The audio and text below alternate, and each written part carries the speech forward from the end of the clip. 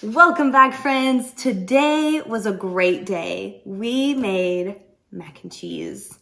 Now, I had been wanting to make mac and cheese for like a long time. You know, from scratch. Everybody does them from the box, but from scratch looks so good.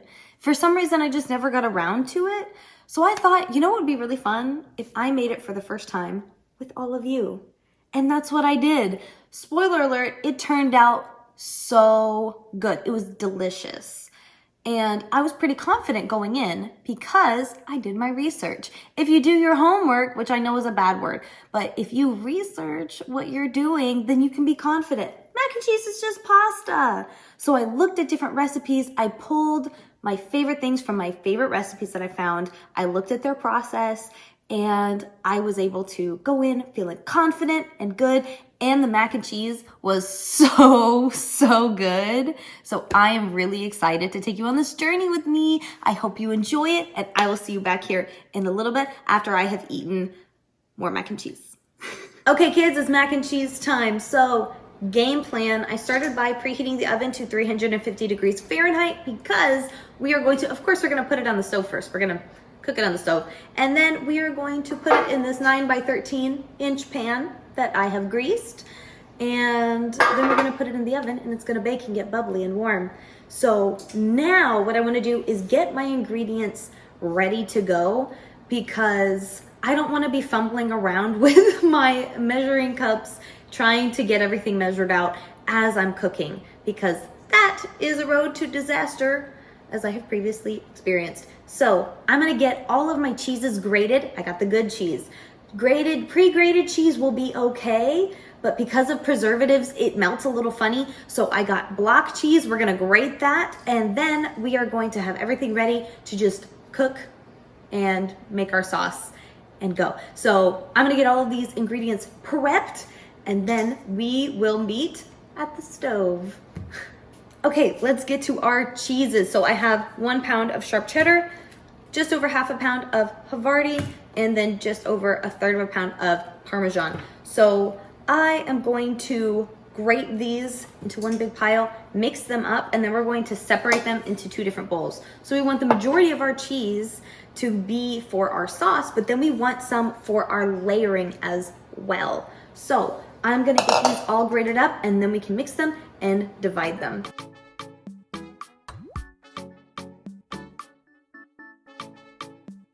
As you can see, it did take me a little bit to get this all grated together.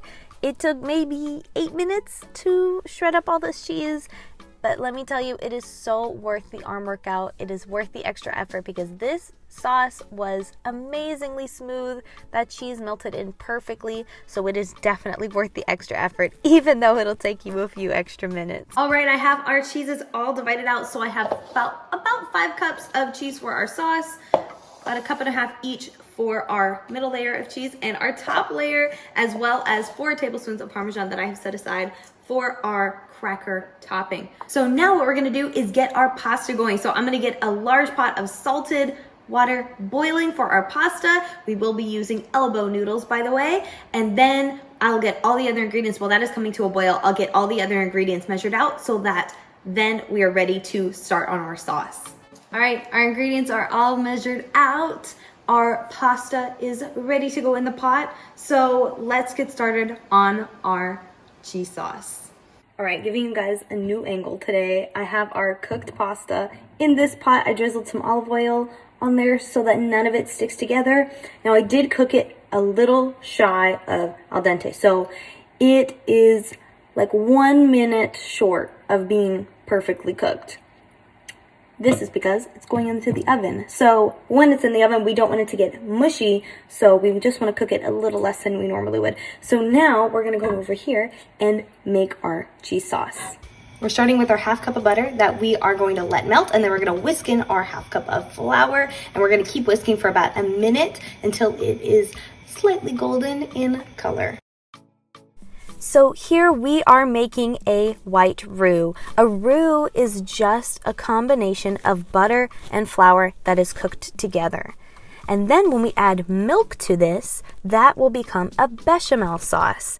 Sometimes these words can be a little tricky and they can make it seem a little more complicated than it is, but all that is just butter and flour, and then later we will add in our milk.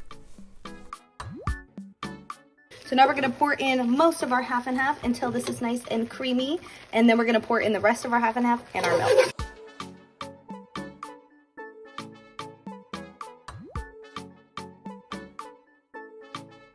I know the video is going really fast, but I'm just slowly pouring in this half and half and whisking it until it is completely smooth. I will do the same with the milk and the rest of the heavy cream, slowly pouring that in, whisking it until it's completely smooth. And now we have our spices that I'm going to whisk in now, because now is a great time to start adding in your seasoning, and then later you can taste it and adjust it. Now we're gonna let this bubble, and we're just gonna let this cook for a couple of minutes, whisking it pretty often until it is a nice thick consistency. Okay, it's been a few minutes. Our sauce, look at how thick and great that consistency is. It is so smooth. Look at these thick bubbles that are popping up. So now that it's been a few minutes and this is at the consistency we want, we're gonna be able to add in our cheese. Now we're gonna start adding in our cheese. So we're gonna add in half of this cheese from our big bowl, and then we're gonna whisk it until it's smooth, and then we will add in the rest of this cheese. Okay, so as we mix in our cheese, we just want to whisk it until all of this cheese gets mixed in and fully melted into the bechamel sauce. That won't take very long, but you just want to make sure that there's no shreds of cheese left out or stuck to the sides, and that it is fully blended in with the whisk. So now our sauce is ready for the adjusting phase. So I tasted it, and I feel like it needs just a little bit more pepper, a little bit more paprika, and I'm gonna add a tiny little bit of garlic powder. So I'm putting about another 1/4 of a teaspoon of paprika, a 1/4 of a teaspoon garlic powder, and another maybe a teaspoon of pepper. So I'm gonna put this in, I'm gonna whisk this together, and then we are going to add in our pasta and our chives.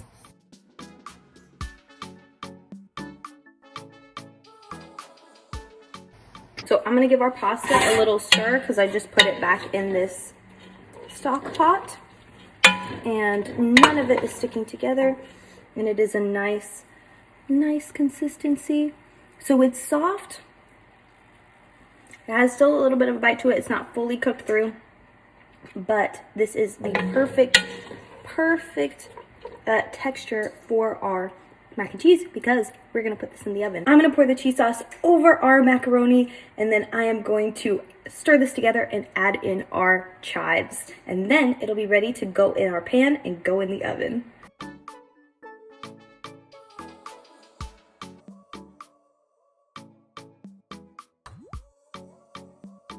Okay, so before we put this into our baking dish, we are going to put together our topping. So I have 1 sleeve of Ritz crackers. That it's about 30 crackers. And I'm going to, while they're in the, we just want to crush them up and then put them in with our Parmesan cheese, and then we're going to put some 4 tablespoons of melted butter over that. So since the sleeve is closed, I'm just going to crush them in the sleeve to make it easy, and then we'll put this all together.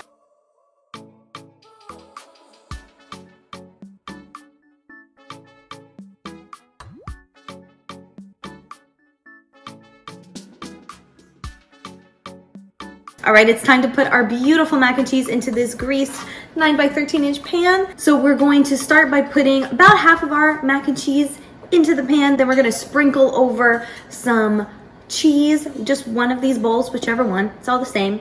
And then we're gonna put the rest of the mac and cheese, sprinkle the rest of the cheese on top, and then we're gonna sprinkle over our cracker layer, and then we can put some aluminum foil on top, put it in the oven. So grab your mac and cheese. Mine had needed a little bit of a stir. It was starting to stick together a little bit. And then you just want to pour that in the bottom of your greased pan and spread that out. As long as it covers the bottom of the pan in a nice layer, you're totally good.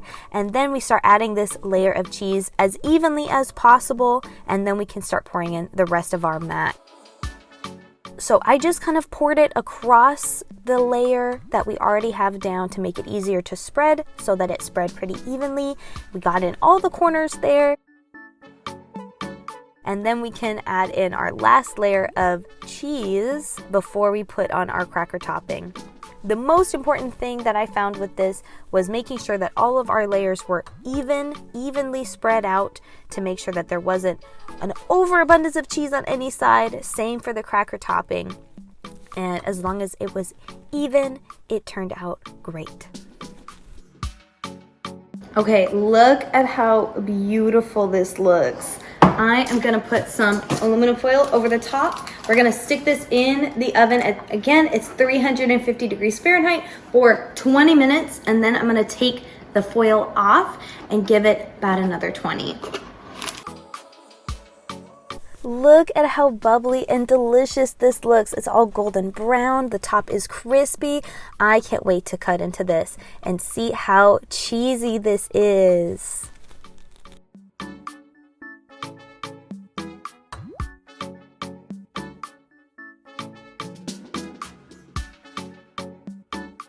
Alrighty, so our mac and cheese is on the plate. It looks so good. It smells great. But for our taste test today, we have a new special guest joining us. My dad. So, are you ready to try the mac and cheese? I am so ready. Okay, let's try the mac and cheese. I'm gonna get some of like the top and the middle. Okay, that's too much top. Mmm. Oh yeah. No, that's some mac. This is really good. Would you think? I've never made this before. Wow. You're your first Never time. had one lesson. Mmm. It's great, kids. You should try it for yourselves. Well, friends, you heard it from the master himself. Try the mac and cheese. And we will see later how Mom feels about it, because Mom can't stand cheese.